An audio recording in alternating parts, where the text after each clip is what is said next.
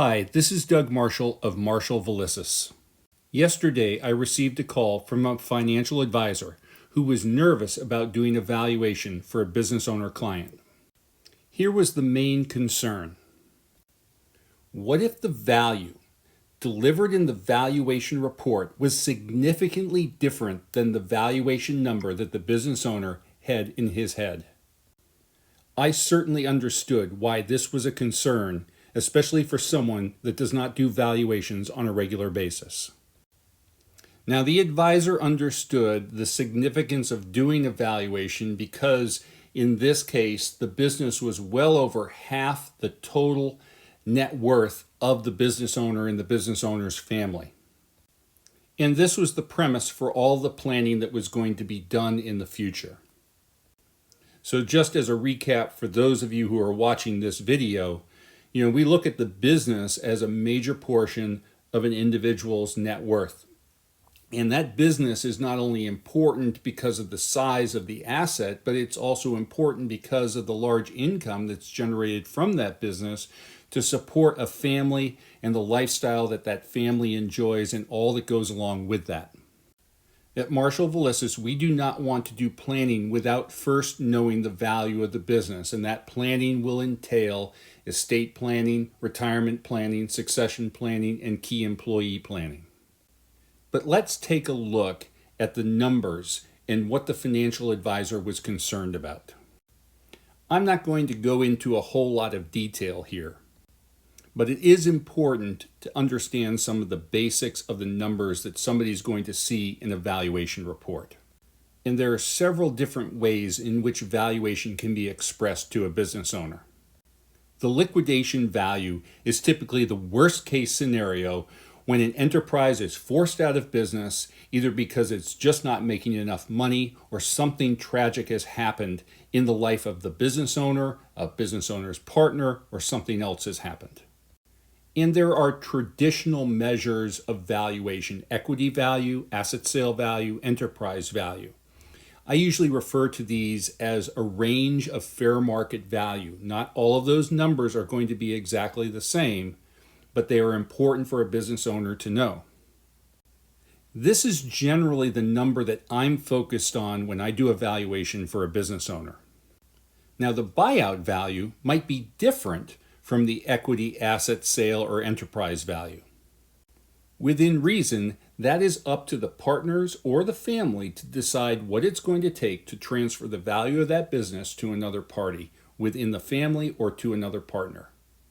So you will find that a buyout value often is different from some of the other traditional measures of value within a company.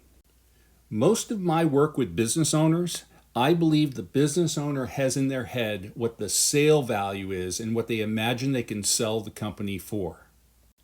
This is really what I think the financial advisor was nervous about. What if we returned a number that was lower than the anticipated sale value that the business owner had in his head? So let's look at some specific numbers to get you comfortable with how I would explain this to a business owner.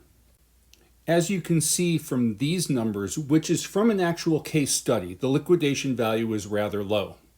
And the fair market value expressed in equity value, asset sale value, enterprise value, that ranged from $3.5 million to $2.9 million.